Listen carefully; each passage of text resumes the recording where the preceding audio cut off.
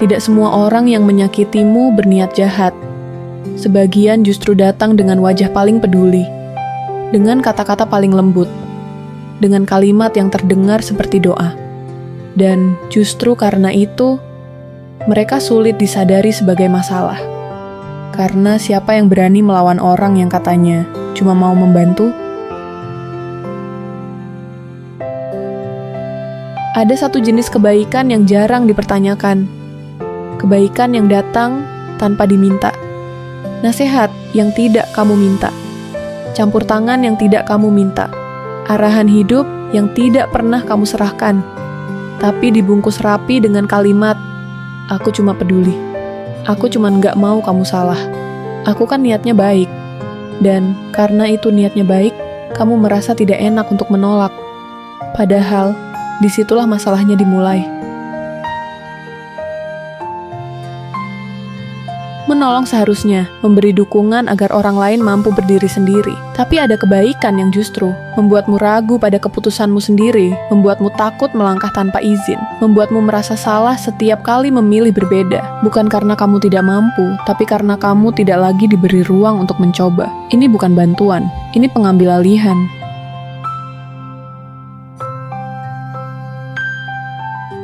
Contoh di dalam keluarga. Ada orang tua yang berkata, "Mama tahu mana yang terbaik buat kamu," tapi tidak pernah benar-benar bertanya, "Memangnya kamu pengen yang gimana?"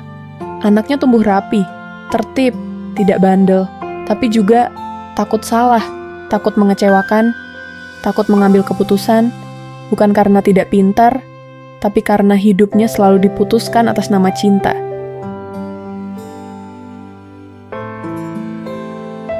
Contoh di dalam hubungan, ada pasangan yang selalu mengingatkan, selalu mengatur, selalu mengoreksi. Katanya, "Aku begini karena sayang." Tapi perlahan pasangannya kehilangan suara, kehilangan spontanitas, kehilangan rasa percaya diri. Karena setiap pilihan kecil pun harus lolos validasi. Itu bukan perhatian, itu kontrol yang disamarkan sebagai cinta.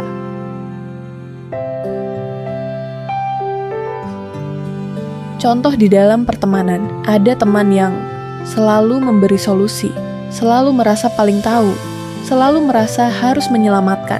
Padahal yang dibutuhkan bukan solusi, tapi didengar.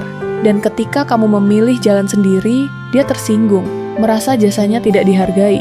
Di situ terlihat, yang dia cari bukan kebaikanmu, tapi peran sebagai penolong.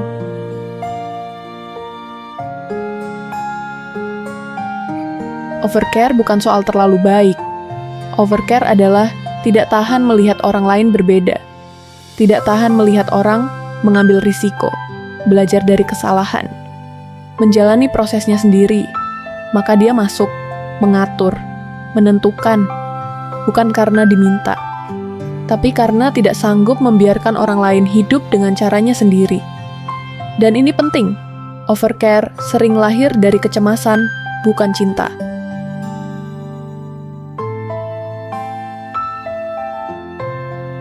Karena membahas ini berisiko. Begitu kamu bicara soal batas, kamu bisa dicap, tidak tahu terima kasih, egois, durhaka, tidak menghargai niat baik.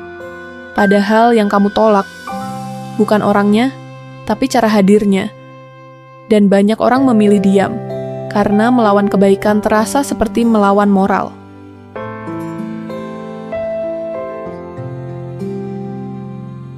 Ini bagian yang paling sulit diterima.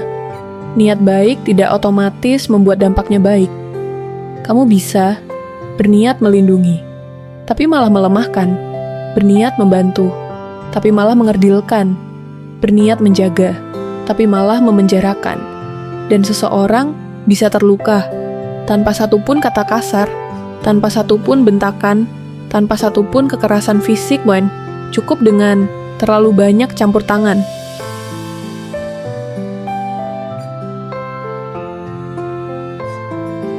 Lalu bagaimana kita tahu kebaikan yang sehat dan tidak sehat?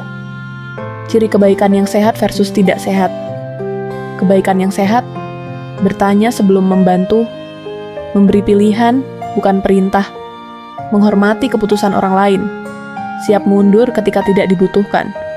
Kebaikan yang tidak sehat, merasa paling tahu, sulit menerima penolakan, tersinggung saat tidak diikuti, menyamakan cinta dengan kontrol. Perbedaannya bukan di kata-kata, tapi di batas.